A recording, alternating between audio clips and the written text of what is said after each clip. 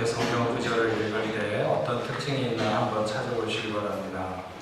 고린도전서 1장 4절 말씀을 보면 그리스도 예수 안에서 너희에게 주신 하나님의 은혜로 말미암아 내가 너희를 위하여 항상 하나님께 감사하노니 이렇게 말씀했고, 에베소서 1장 15절 16절에 보면 이로 말미암아 주 예수 안에서 너희 믿음과 모든 성도를 향한 사랑을 나도 듣고 내가 기도할 때 기억하며 너희로 말미암아 감사하기를 그치지 아니하고, 골로새서 1장 3절 말씀을 보면 우리가 너희를 위하여 기도할 때마다 하나님 곧 우리 주 예수 그리스도의 아버지께 감사하노라. 데살로니가전서 1장 2절 말씀에는 우리가 너희 모두로 말미암아 항상 하나님께 감사하며 기도할 때마다 너희를 기억하며, 디모데후서 1장 3절에서는 내가 밤낮 간구하는 가운데 쉬지 않고 너를 생각하며 청결한 양심으로 조상적부터 섬겨오던 하나님께 감사하고, 빌레몬서 1장 4절에서는 내가 항상 내 하나님께 감사하고 기도할 때마다 너를 말하는.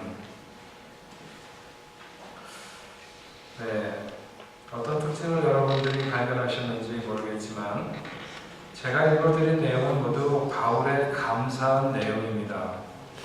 특이한 것은 자신의 어떤 문제가 해결된 것이라든지 아니면 자신이 어떤 은혜 입은 것에 대해서 감사하는 것이 아니라 대부분 다른 사람들, 다른 성도들 때문에 감사하는 것이죠. 저희가 추수감사주일을 일주일 앞에 두고 있습니다. 그동안 저희 교회가 추수감사주를 맞으면서 몇 번 그 안에다 이렇게 하늘을 돌아보면서 감사한 내용들을 적을 수 있도록 이렇게 쪽지를 나누어 드린 적이 있었습니다. 그렇게 해서 해보니까 거기에 한 해 동안 가장 많은 사람들이 감사하다고 적은 것은 건강하게 지내게 해주시는 것이라고 이렇게 적었습니다. 자기가 건강한 것이든지 아니면 가족이 건강한 것이든지 그것을 감사의 제1순위로 이렇게 적은 분들이 대다수였습니다. 물론 이것도 예수 믿는 사람들이나 감사할 조건이지, 예수 믿지 않는 사람들은 건강하게 지냈으면 그냥 그렇게 지냈나 보다 이렇게 당연하게 당연한 것으로 여깁니다. 그래도 예수를 믿으니까 하나님의 은혜로 한 해 동안 건강하게 지내왔다 이렇게 고백하죠. 이것도 매우 귀한 일입니다. 이 땅에 와서 살면서 무엇을 하든지 간에 결코 쉬운 일은 없습니다. 공부를 하는 사람은 공부하는 것이, 직장생활을 하는 분은 직장생활을 하는 것이, 사업을 하거나 아니면 자기 작업을 하는 사람도 나름대로의 여러 가지 힘겹고 어려운 고통의 산을 넘어야만이 도달할 수 있기 때문에 그러기 위해서 가장 기본적으로 요구되는 것이 건강이죠. 또 현재 어떤 일이 다 이루어지거나 목표에 도달하지 못했어도 건강하면 계속 정진할 수 있고 언젠가 이룰 수 있을 것입니다. 그래서 건강을 감사한다고 하는 것은 참 많은 것을 내포합니다. 많은 사람들이 그것을 감사의 제1순위로 꼽는 이유를 모르지 않습니다. 하지만 그렇게 볼 때 바울은 자신이 건강하지 못해서 그런 감사의 조건을 말하지 않고 있는 것이 아닙니다. 그는 자신의 작은 호흡조차도 하나님이 주장하시고 동행해 주셔서 지키시는 것에 대해서 누구보다도 잘 알고 있는 사람입니다. 하지만 그가 감사하는 것은 우리가 통상적으로 감사하는 것들과 다릅니다. 그는 어떤 감사가 하나님의 마음을 기쁘시게 하는지에 대해서 잘 알고 있는 사람이었습니다. 감사의 목적은, 우리가 하나님 앞에 감사하는 것은 감사를 받는 그분을 기쁘시게 하기 위한 것입니다. 그런데 그분은 어떤 감사를 과연 기뻐하시는가? 우리의 감사는 대부분 우리의 생애의 태평을 감사합니다. 그것은 그렇게 감사하는 사람의 열정이 어디에서 불타고 있는가 하는 것을 말해주는 것과 다름이 없습니다. 자신의 생애에 대한 부여와 태평을 원하는 사람은 하나님의 사명을 마음에 담고 사는 사람과 그 감사의 내용이 달라질 수밖에 없다는 것이죠. 우리가 거의 감사하지 않는 내용을 가지고 바울이 감사하는 것은 그 사명에서 그의 삶의 열정이 지향하는 방향이 우리와 다르다고 하는 것입니다. 우리는 우리의 건강을 감사의 1순위로 지정하고 바울은 타인의 영혼을 위한 감사를 감사의 1순위로 지정하고 있는 것입니다. 우리가 무엇에 관심이 있는지, 우리가 무엇을 목적하며 살아가는지, 무엇을 힘쓰는지 우리의 감사는 그것을 증명하는 것입니다. 진정한 감사는 마음 깊은 곳에서 우러나오는 분출하는 감정이라고 말할 수 있습니다. 감사는 그렇게 되는 것이죠. 우리가 타인의 영혼을 위해서 얼마나 애타거나 얼마나 수고하거나 얼마나 열정을 가졌는가, 우리가 그것에 대해서 얼마나 절실했는가, 우리의 관심이 얼마나 거기에 쏟아졌었는가, 그래야 그것에 대해서 감사의 감정이 복받치고 감정의 마음이 분출할 터인데, 바울은 그랬는데 그는 온통 그것이 그의 마음을 사로잡고 있었기 때문에 생각할 때마다, 그들을 생각할 때마다 그에게 감사가 넘쳤다고 하는 것이죠.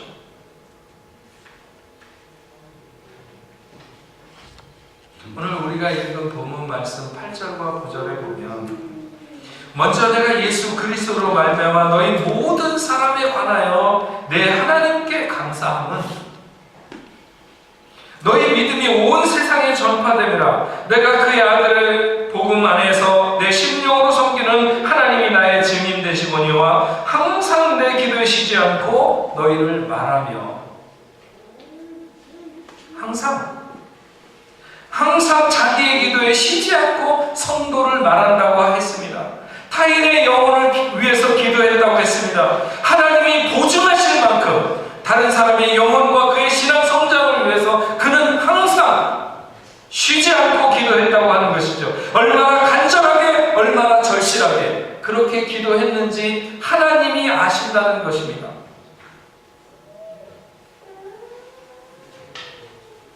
여러분, 한번 우리 자신을 돌아보십시다. 우리가 얼마나 기도 생활을 하는지. 근데 우리의 기도의 대부분의 시간은 나와 내 가족을 위해서 하는 기도는 아니었습니까? 타인을 위해서 기도할 때, 다른 사람들을 위한 기도 가끔 하죠. 그 사람이 나의 힘겨움의 대상이 되었을 때, 하나님, 저 사람 왜 저러는지 모르겠습니다. 이렇게 정말 믿음의 형제들이 주 안에서 굳게 서가기를 그렇게 열망했어야, 그들의 성장을 위해서 간절하게 기도했어야 우리는 그들을 위해서 하나님 앞에 감사할 수 있는데, 그들의 변화에 대해서, 그들의 성장에 대해서 하나님 앞에 감사할 수 있는데, 바울은 그랬다는 것이죠. 그리고 바울은 단지 기도만이 아니라 그의 삶 자체를 나누기를 원했습니다. 오늘 11절 말씀에 보면, 내가 너희 보기를 원하는 것은 어떤 신령한 은사를 너희에게 나누어줘 너희를 견고하게 하려 함이니. 단지 멀리 떨어져 있는 가운데서 바울이 그들을 위해서 기도한 것만이 아니라 정말 간절한 마음으로 그들을 만나기를 원했습니다. 그리고 신령한 교제가 그 안에 있기를 소망했습니다.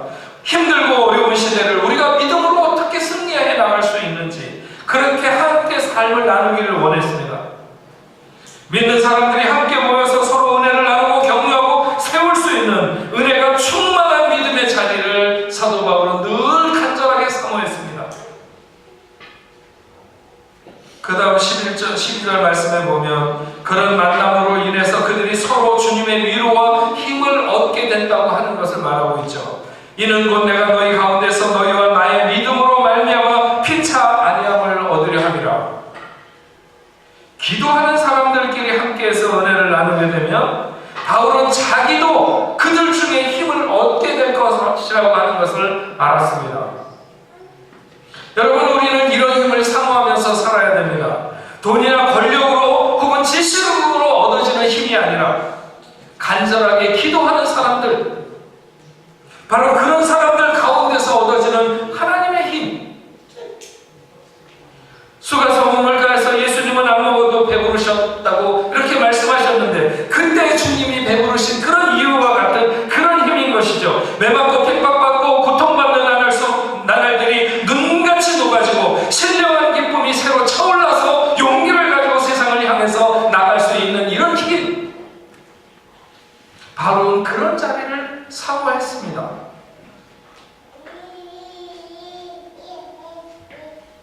오직 자신의 생을 염려하며 세상에 기대는 사람은 주님의 위로를 그렇게 바라지 않습니다. 한 영혼이라도 주님 앞에 돌아오기를 위해서 애타게 기도하고 힘쓰고 노력하고 마음을 기울여보지 않은 사람은 주님의 능력을 그다지 그렇게 크게 기대하지 않습니다.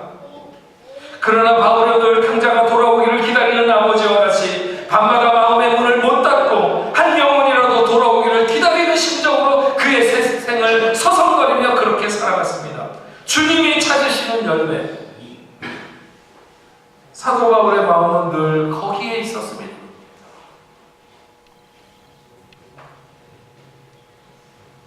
우리가 오늘 새생명 훈련 10기를 이제 끝내가면서 다음 주는 새생명 축제를 갖습니다. 얼마나 마음을 쏟고 간절한 소망을 품고 기도했는지. 여러분, 제가 자주 말하지만 목숨을 내놓으면서라도 그렇게 구원받는 영혼을 하나님 앞에 올려드리고 싶어하는 그런 수많은 선진들의 사명감으로 인해서 오늘 우리는 구원받은 백성으로 이 자리에 서게 된 것입니다. 우리에게까지 복음의 빛이 전해지기 위해서 얼마나 많은 사람들이 자신들의 생명을 주의 제단에 제물로 올렸기에 오늘 우리는 이 자리에 주님을 믿는 사람들로 이렇게 있을 수 있게 된 것이죠. 하나님을 믿으면서도 복음의 증인되는 사명 앞에 마음이 화석처럼 굳어가는 사람들이 점점 늘어가고 있습니다. 그러나 바울은 14절에 헬라인이냐 야만인이냐 지혜 있는 자나 어리석은 자에게 다 내가 빚진 자라고 말했습니다. 빚진 자. 바울은 늘 이런 심정으로 살았습니다. 그래서 수많은 눈물과 수고 그리고 힘겨움 속에서도 그 길을 마다하지 아니하고 그 길을 갔습니다. 단순하게 다른 사람들에게 내가 좋은 일을 한다는 그런 생각이나 그런 감정만으로는 갈 수 없는 길입니다. 그는 자신이 갚지 않으면 안 되는 빚을 졌다고, 그들에게 빚을 진 사람이라고 이렇게 생각하면서 그 길을 갔습니다. 선하고 지혜로운 사람들뿐만이 아니라 못되고 어리석은 사람들에게까지, 야만인과 같은 사람에게까지 자신을 주어야 마땅한 그런 빚진 자라고 그는 생각하면서 그 길을 갔습니다. 제가 지난주 쿠웨이트에서 가졌던 중동 선교사 대회에 그 에일린이라고 하는 그 호주 여자 선교사님이 오셔서 그 선교사님들 앞에서 간증을 하셨어요. 이분은 25세 때 중동에 선교사로 첫 발을 들여서 61년간 선교사로 사역을 한 86세 난 할머니 선교사님이셨어요. 이분이 간증을 하시는데 그냥 모든 선교사님들이 아주 조용한 거예요. 61년간. 저도 뒤에서 들으면서 그런 생각이 들었어요. 우리 선교사님들이 다 지금 어떤 생각을 가지고 있을까? 그 가운데는 10년 되신 분, 20년 되신 분, 30년 되신 분도 있고, 어쨌든 간에 그 중동에서 그렇게 사역을 하면서 참 쉽지 않은 것이거든요. 아프리카도 쉽지 않지만 중동은 더 쉽지 않습니다. 아프리카는 이렇게 그 바깥으로 외형적인 사역이라도 학교를 한다든지 막 이럴 수라도 있는데, 이 중동에서는 참 힘듭니다. 그리고 그 환경이라고 하는 것이 60년 전이나 지금이나 거의 비슷해요. 그리고 이 선교사님 사역하는 사역지 같은 경우는 지금도 시리아 난민들 있는데 그 병자들 그런 곳에서 사역하시는 선교사님이신데, 전 뒤에서 들으면서 여기 앉아있는 지금 100몇 명의 선교사님들이 어떤 생각을 가지고 들을까 이런 생각이 들었어요.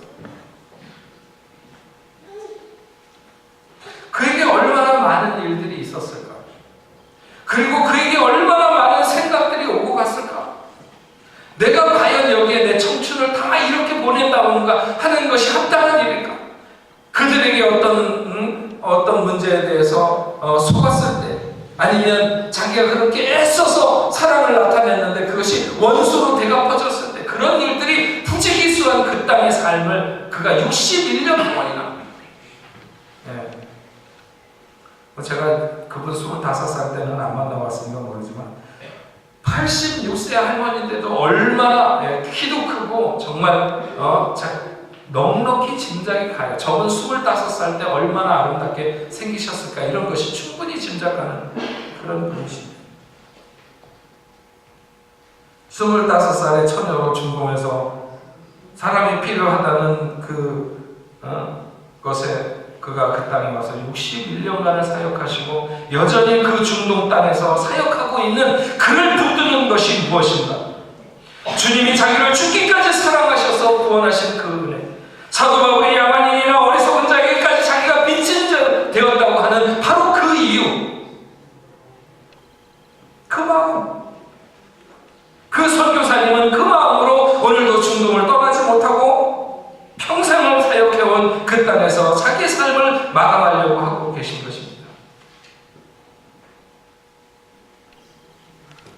예수 믿으면서 자기 신앙에 투자하는 것조차도, 그것이 물질이 되었든지 열정이 되었든지 시간이 되었든지, 늘 신앙생활하면서 손해보는 느낌에 붙들려서 사는 사람들이 많아요.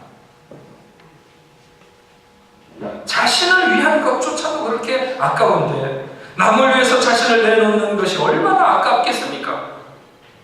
바울처럼 빚진 자의 심정으로 사는 것이 정당한데, 그것이 정당한데, 그것이 마땅한데, 여러분, 은을 사랑하는 사람은 은으로 만족함이 없습니다. 세상 그 무엇을 소망하며 살고 그것을 이룬다 할지라도 인생은 결코 그것으로 만족되지 않습니다. 우리가 예수를 믿으며 그 정도는 오늘 깨닫고 알고 가는 지혜가 있어야 하지 않겠습니까? 물론 모르지 않겠죠. 다만 모르는 채 하면서 그냥 살아갈 뿐입니다. 그러나 우리가 타인의 영혼을 위해서 애쓰는 삶은 사람들이 인정을 하든지 인정을 하지 못하든지 간에 그 삶에 후회가 없는 줄로 믿습니다. 세상에 가장 가치 있는 삶은 남을 위해서 자신이 감사할 수 있는 삶이 되는 것입니다. 사도 바울처럼 너희를 인하여, 너희를 위하여, 너희 때문에 내가 감사한다고 하는 이런 바울의 심정을 오늘 우리가 가져야 될 줄로 믿습니다. 그래야 하나님이 정말 기뻐하시는 그런 감사로 받으실 것입니다. 그러기 위해서 오늘 말씀에서 우리에게 가르치는 바는 복음을 부끄러워하지 마라. 복음을 부끄러워하지 않는 것입니다. 복음이 자랑스럽지 못하고 복음이 다른 사람들을 위해서 얼마나 필요한지 모르는 사람은 타인에게 해줄 것이 아무것도 없는 사람과 마찬가지입니다. 형제를 위해서 몸을 불쌍하게 내어주어도 아무것도 아니고 소용없습니다. 세상에 돈을 최고로 아는 사람만이 불쌍한 사람이 아닙니다. 권력만을 믿는 사람이 어리석은 사람이 아닙니다. 지식이 단줄 아는 사람만이 안타까운 사람이 아닙니다. 복음을 이해하지 못하는 사람이 똑같은 사람입니다. 복음을 부끄러워하면 그 사람이야말로 불쌍하고 어리석고 안타까운 사람입니다. 복음은 유대인에게 꺼리끼고 이방인들에게는 미련한 것이라고 했습니다. 한마디로 말하면 시대에 안 맞다는 거죠. 시대에 안 맞다는 거예요. 복음은 어느 시대와 어떤 시대도 복음이 적합한 시대는 없었습니다. 시대는 한결같이, 사람들은 한결같이 복음을 배척했습니다. 그러나 유대인이든지 이방인이든지 옛날 사람이든지 현대인이든지 복음만이 살 길인 것입니다. 그것을 아는 사람은 세상에 어떤 취급을 받든지 간에 머뭇거릴 수가 없었던 것이죠. 그래서 바울은 그 시대의 최고의 지성인이었지만 자랑할 것으로 따지자면 다른 사람들에게 결코 뒤질 수 없는, 뒤지지 않는 사람이었지만 그러나 가장 미련한 취급을 받으면서 핍박을 받으면서 복음의 증인으로 나섰고, 그래서 얻게 되는 영혼을 위해서 그는 한결같이 하나님 앞에 감사하고 있는 것을 알 수가 있습니다.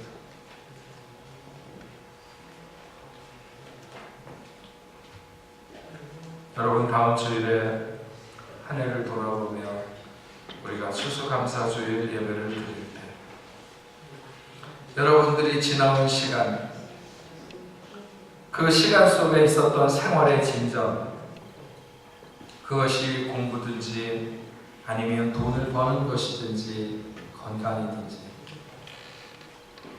진정 정성스러운 마음으로 그것에 대해서 하나님 앞에 감사하는 여러분 될 수 있기를 바랍니다. 어저께 새벽 예배에 좀 여러분들이 나와서 말씀을 들었으면 참 좋았을 텐데, 제가 어저께 그 새벽 예배 헌금에 대해서 설교를 했거든요.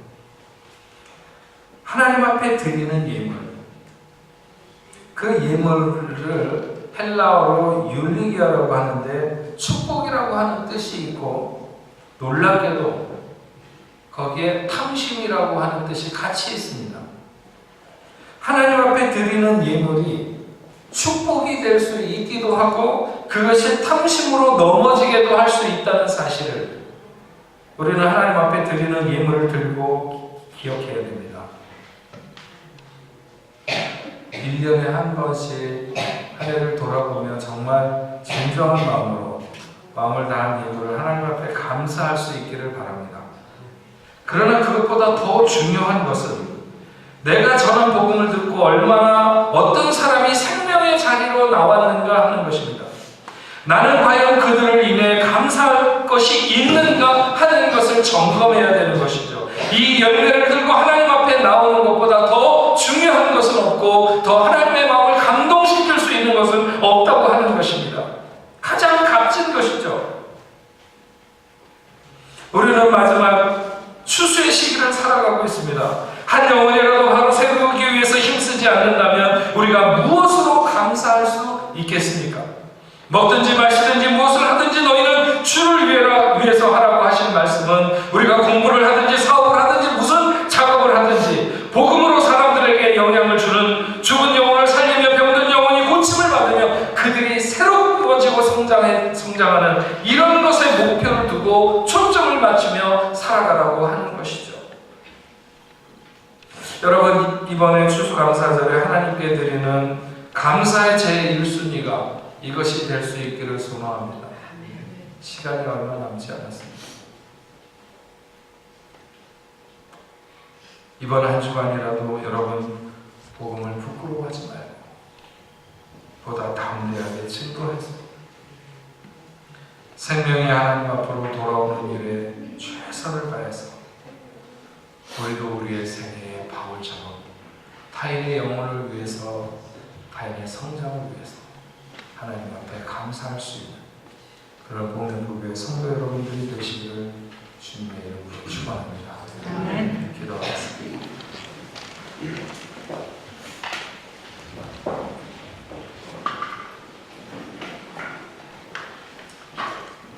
하나님, 바울은 늘 내가 너희를 위해서 하나님께 감사하고 너희로 말미암아 감사를 그치지 않고 또 너희를 위하여 하나님 앞에 감사하고 감사할 때마다 너희를 기억하고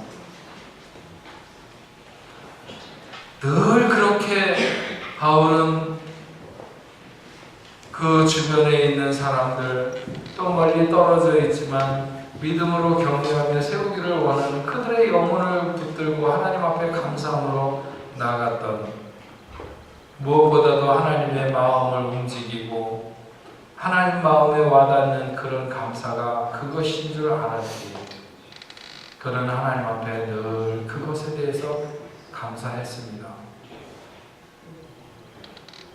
철이 없을 때에는 부모님이 사다 주는 사탕에만 좋아했을지 모르겠지만 그러나 철이 들면서는 그 부모님의 마음을 이해하고 정말 우리를 당신의 자녀 삼으신 것에 대해서 감사하는 마음을 갖는 것처럼 하나님이 정말 기뻐하는 감사가 무엇인가를 정직하게 또 바로 서서 생각하고 하나님 앞에 나아가는 저희들 되게 하여 주옵소서.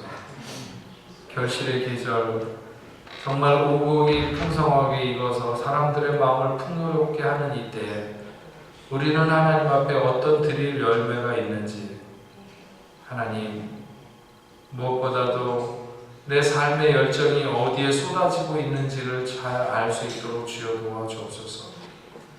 그냥 세상에서 잘 살기를 원하는, 그러면 그렇게 된 것만 가지고 하나님 앞에 감사할지도 모릅니다.